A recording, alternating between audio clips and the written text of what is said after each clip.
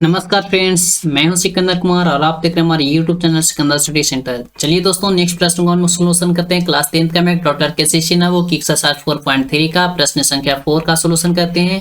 प्रश्न संख्या 4, 5, 6 इसी वीडियो में हम लोग सोल्यूशन करेंगे, तो आप इस वीडियो को शुरू से लास्ट तक देखिए। और इसके पहले वाले क्वेश्चन 1, 2, 3 का मैंने कर दिया। अगर जो उन सारे वीडियो का लिंक नहीं देखें तो उन सारे वीडियो का लिंक किसी वीडियो के नीचे डिस्क्रिप्शन बॉक्स में मिल जाएगा, नहीं तो हमारे यूट्यूब चैनल के प्लेलिस्ट द्विघाती समीकरण से बना हुआ उसमें जाकर देख सकते हैं। चलिए इस प्रश्न को हम लोग सोल्यूशन करते हैं। देखिए हमारा प्रश्न बोल रहा है, क्वेश्चन नंबर 4 में बोल रहा है, निम्नलिखित समीकरण के मूल की समीक्षा करें। इसका मूल किस तरह का होगा, यानी कि एक तरह से कहें कि प्रकृति इसकी कैसी होगी। तो चलिए इसके लिए हम लोग यहाँ पे फॉर्मूला निकालेंगे, यानी विवेचक निकालेंगे। यहाँ से हम लोग डी बराबर फॉर्मूला होता है हमारा b² - 4ac। यहाँ से हम लोग विवेचक निकाल कर उसको हम लोग देखेंगे। देखिए इसके लिए हम लोग 3 स्टेप यहाँ पे लिख चुके हैं हम, जो कि यहाँ पे आप पढ़ सकते हैं।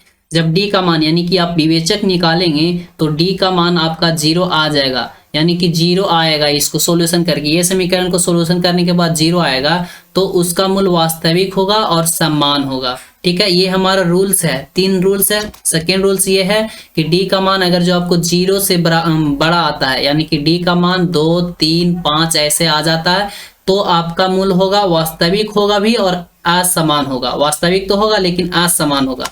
और नेक्स्ट हमारा है डी का मान 0 से छोटा होगा, यानी कि डी का मान हमारा माइनस में आ जाएगा, -1, -2 इस तरह से आ जाएगा, तो आपका मूल होगा अवास्तविक होगा और असमान होगा। तो इसमें इसी को हम लोग को जांच करके बताना है। तो यहाँ पे हम लोग फॉर्मूला ये हमारा हो जाएगा b² - 4ac। तो सबसे पहले इसको हम लोग सोल्यूशन करते हैं। सोल्यूशन लिखेंगे, हमारा फॉर्मूला डी बराबर b² - 4ac। तो यहाँ से a, b, c का मान ज्ञात करते हैं। तो a का मान होगा हमारा x² का गुणांक होता है a, तो यहाँ पे 4। b का मान होगा x का गुणांक 7। c का मान होगा बिना x वाला 2 है। अब यहाँ से हम लोग फॉर्मूला लिखेंगे, तो फॉर्मूला होगा d बराबर b² - 4ac। यहाँ से हम लोग मान को पुट करेंगे। d बराबर b का मान है 7, तो 7 का स्क्वायर -4, a का मान है 4 और c का मान है 2। ठीक है ना, यहाँ से d बराबर निकालेंगे तो 7 7 49 हो जाएगा, 7 का स्क्वायर 49 और माइनस 4 चौक 16 दूनी कितना हो गया 32। यहाँ से d बराबर कितना आ गया, देखिए यहाँ से 9 में से 2 गया बचा 7 और 4 में से 3 गया बचा 1, यानी कि d का मान हमारा 17 आ गया, जो कि d का मान हमारा 0 से बड़ा आ गया। देख रहे हैं d का मान 0 से बड़ा है ना, तो हमारा क्या होगा मूल्य इसका वास्तविक और असमान होगा। इसलिए हम यहाँ पे एक बार लिख चुके हैं, आंसर में लिख सकते हैं आप, अतः दंत समीकरण का मूल वास्तविक होगा और असमान होगा। क्या होगा, वास्तविक होगा और असमान होगा। क्यों होगा, क्योंकि यहाँ पे d का मान 0 से क्या है बड़ा आया है, इसलिए इसका हल क्या होगा, मूल क्या होगा, वास्तविक भी होगा और असमान होगा। चलिए नेक्स्ट प्रश्न को हम लोग सोल्यूशन करते हैं। नेक्स्ट प्रश्न ये है हमारा 4 का 2। इसमें भी हमारा फॉर्मूला वही लगेगा, रूल्स वही तीनों लगेंगे और इसमें हमको बताना है सॉल्यूशन करके। तो सबसे पहले यहाँ पे सॉल्यूशन a, b, c का मान ज्ञात कर लेते हैं। a का मान हो गया x² का गुणांक 1, b का मान हो गया x का गुणांक 10 और c का मान हो गया बिना x वाला 39। यहाँ से हम लोग फॉर्मूला वही लगाएंगे, d बराबर b² - 4ac। और देखिए d बराबर क्या हो जाएगा, b का मान कितना है 10, तो 10 का स्क्वायर हो गया यहाँ पे -4 गुना a का मान हो गया 1 और c का मान हो गया 39। अब यहाँ से d बराबर क्या हो जाएगा, 10 का स्क्वायर 100 और यहाँ पे -39 में 4 से गुना करेंगे, तो 39 में 4 से गुना कर लेंगे। 9 चौको 36 के 6, हाथ में बच गया 3 और 4 3 12 3 15, 156 आया, 156 आया है।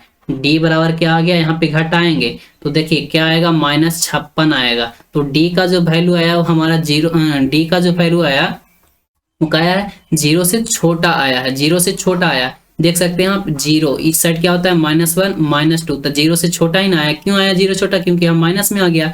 और इस साइड क्या होता है 1 2, यानी 0 से बड़ा, तो ये हमारा 0 से छोटा आ गया है। तो 0 से छोटा होता है तो क्या होता है, वो अवास्तविक एवं असमान होता है। क्या होता है, अवास्तविक एवं असमान। इसलिए मैं यहाँ पे लिख चुका हूँ, अतः दंत समीकरण का मूल अवास्तविक होगा और असमान होगा। यही हम लोग को निकालने के लिए बोल रहा था। ठीक है, समझ में है। चलिए अब हम लोग क्वेश्चन नंबर 5 को देखते हैं। क्वेश्चन नंबर 5 में बोल रहा है, बिना हल किए पता करें कि निम्नलिखित समीकरण के वास्तव मूल है या नहीं, वास्तविक मूल है या नहीं, यानी कि इसको हम लोग को सोल्यूशन करके बताना है वास्तविक होगा या नहीं। तो सबसे पहले तो हम लोग विवेचक निकालेंगे। विवेचक बराबर फॉर्मूला होता है b² - 4ac और यहाँ से हमारा 3 स्टेप होता है वास्तविक होने के लिए।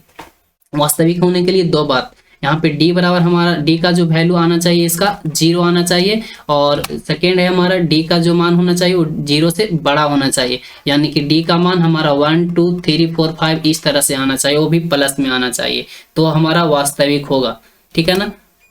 और थर्ड है हमारा अवास्तविक का समान जब होता है जब डी का मान 0 से छोटा, यानी कि -1 -2 -3 इस तरह से आता है, तो इसको हम लोग सोल्यूशन करते हैं। सबसे पहले सोल्यूशन लिखेंगे और इसका विवेचक निकालेंगे, तो फॉर्मूला यही होता है b² - 4ac। तो यहाँ से सबसे पहले ए बी सी का मान निकालते हैं, तो ए का होता है वैल्यू हमारा x² का गुणांक, तो यहाँ पे है 2, और बी का वैल्यू होता है x का गुणांक, तो यहाँ पे -4, सी का वैल्यू होता है यहाँ पे बिना x वाला 3। यहाँ से फॉर्मूला हमारा हो जाएगा d बराबर b² माइनस में 4ac।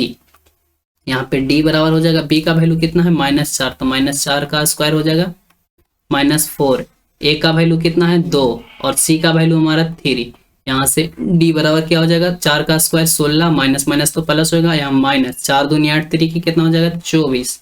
यहाँ से d का वैल्यू जो आएगा यहाँ से घटाई तो 24 में से 16 गया तो -8 बच गया, तो d का जो वैल्यू आया हमारा 0 से क्या आया, छोटा आया है। यहाँ पे देखिए इस तरह से समझिए, 0 के बाद क्या होता है 1 2 3, और इसके पहले क्या होता है -1 -2, यानी कि 0 से छोटा है ना, -8 क्या है 0 से छोटा है, तो d का मान क्या आया 0 से छोटा आया है। तो 0 से छोटा होता है कब, जब इसका मूल अवास्तविक और असमान होता है। तो ये हमारा पूछ रहा था क्या वास्तविक होगा या नहीं, तो यहाँ पे आप लिख सकते हैं अतः दंत समीकरण का मूल वास्तविक नहीं होगा। क्यों नहीं होगा, क्योंकि यहाँ पे डी का जो वैल्यू आया 0 से छोटा आया, 0 से छोटा होता है तो अवास्तविक हो जाता है और असमान होता है। ठीक है ना। चलिए नेक्स्ट प्रश्न हम लोग देखते हैं 5 का 2। देखिए इसको में भी हम लोग को उसी तरह से काम करना है, विवेचक सबसे पहले निकालना है और यहाँ से मतलब सोल्यूशन करके मान ज्ञात कर लेना है। तो चलिए इसको हम लोग सोल्यूशन सबसे पहले करते हैं, इसको द्विघाती समीकरण के रूप में निकालते हैं। तो यहाँ पे हम लोग याद कर लेते हैं, यहाँ से हम लोग सबसे पहले तो नीचे वाला को क्या करते हैं एलसीएम कर लेते हैं। ठीक है ना। नीचे वाला को क्या करेंगे,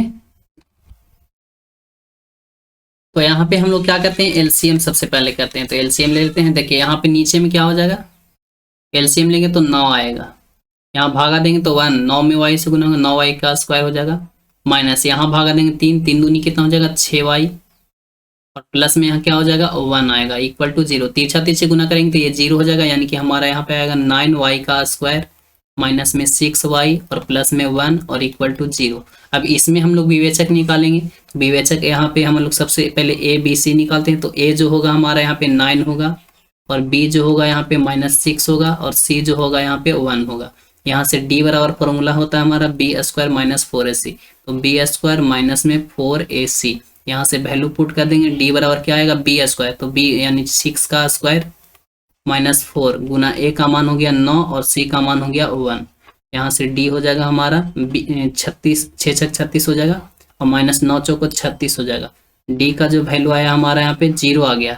तो d का जब वैल्यू होता है तो हमारा वास्तविक और समान दोनों होता है। तो हम लोग को पूछ रहा था कि वास्तविक होगा या नहीं, तो हम लोग बोल देंगे कि जी हाँ वास्तविक होगा। क्यों होगा, क्योंकि यहाँ पे d का जो वैल्यू आया वो 0 आ गया है, तो 0 आता है तो हमारा वास्तविक भी होता है और समान भी होता है, अतः दंत समीकरण का मूल वास्तविक होगा। चलिए नेक्स्ट प्रश्न हम लोग देखते हैं। नेक्स्ट हमारा क्वेश्चन नंबर 6 का फर्स्ट, इसमें बोल रहा है बिना मूल ज्ञात किए हुए निम्नलिखित प्रत्येक समीकरण के मूल की प्रकृति विवेचना करें। यानी कि इसको हल करके बताना है कि इसका मूल किस तरह का होगा, वास्तविक होगा, अवास्तविक होगा, समान होगा, असमान होगा, या अवास्तविक या असमान होगा। तो इसके लिए हम लोग विवेचक ही निकालेंगे, विवेचक हमारा फॉर्मूला यही होता है, और स्टेप ये तीनों वही रहेगा। ठीक है ना। और इसको सोल्यूशन करते हैं, तो सोल्यूशन कीजिए। यहाँ पे सबसे पहले ए बी सी निकालते हैं। ए का मान हो गया 2, बी का मान हो जाएगा -6 और सी का मान हो जाएगा यहाँ पे 3। अब यहाँ से हम लोग डी यानी कि फॉर्मूला वही लगा लेते हैं, तो होता है फॉर्मूला b² माइनस में 4ac। डी बराबर हो जाएगा हमारा b का मान -6 का स्क्वायर हो जाएगा माइनस में 4, a का 2 हो गया, और c का वैल्यू हमारा 3। अब डी बराबर यहाँ पे हो जाएगा, देखिए 6 6 36 हो जाएगा, और -4 12 दूनी कितना हो गया 24। यहाँ पे टी बराबर क्या आ जाएगा, 24 में से 36 में से 24 घटाएंगे तो 6 में से 4 गया 2, यहाँ पे 3 में से 2 गया 1, यहाँ पे आ गया 12। डी का जो वैल्यू आया वो 12 आ गया। अब देखिए डी का जो वैल्यू है वो 0 से बड़ा है ना, यानी कि डी का मान 0 से बड़ा है। तो डी का मान 0 से बड़ा होता है तो क्या होता है, वास्तविक भी होता है और असमान भी होता है। तो हम लोग यहाँ पे लिख सकते हैं अतः दंत समीकरण का मूल वास्तविक होगा और असमान होगा। क्यों होगा, क्योंकि यहाँ पे डी का मान जो है वो 0 से क्या है, बड़ा है, 0 से बड़ा है, इसलिए हम लोग कह सकते हैं दंत समीकरण का मूल वास्तविक और असमान होगा। चलिए 6 का हम लोग 2 देख लेते हैं। इसमें भी वही करना है, विवेचक निकालेंगे सबसे पहले, इसी को हम लोग विविक्तर कहते हैं और ये 3 स्टेप है। यहाँ से हम लोग सॉल्यूशन करते हैं। सॉल्यूशन यहाँ पे ए का वैल्यू हो जाएगा हमारा 2 और बी का वैल्यू हो जाएगा -5 और सी का वैल्यू हो जाएगा -3। फॉर्मूला लगाएंगे वही, डी बराबर क्या हो जाएगा b² और माइनस में 4ac। डी हो गया हमारा यहाँ पे, बी का मान हो जाएगा -5 का स्क्वायर -4, ए का वैल्यू हो जाएगा 2 और सी का वैल्यू हो गया -3। यहाँ पे डी और बराबर में -5 का स्क्वायर 25 और माइनस माइनस प्लस 4 दूनी 8 3 की 24। यहाँ पे डी बराबर क्या आ जाएगा, 25 और 24 जुड़ जाएगा, तो 25 और 24 कितना हो जाएगा 49। अब डी का जो वैल्यू आया वो क्या आया, 0 से बड़ा आया है। 0 से बड़ा आया तो 0 से बड़ा होता है तो क्या होता है, वास्तविक और असमान होता है। तो यहाँ पे आप लिख सकते हैं अतः दंत समीकरण का मूल वास्तविक और असमान होगा। क्यों होगा, क्योंकि यहाँ के डी का मान जो वैल्यू आया है वो हमारा 0 से बड़ा आया है और डी यहाँ पे क्या है, तो विवेचक है। ठीक है ना। आज का वीडियो यहाँ पे समाप्त करते हैं। अगर जो वीडियो हमारा पसंद आता है तो वीडियो को लाइक करते चलिए और चैनल को सब्सक्राइब कर लिए, ताकि नेक्स्ट प्रश्न का सोल्यूशन जो लाएंगे उसका नोटिफिकेशन सीधा आपके पास चला जाएगा। ठीक है, अगर मिलते हैं नेक्स्ट वीडियो में। आज का वीडियो यहाँ पे समाप्त करते हैं। Thank you so much, best of luck.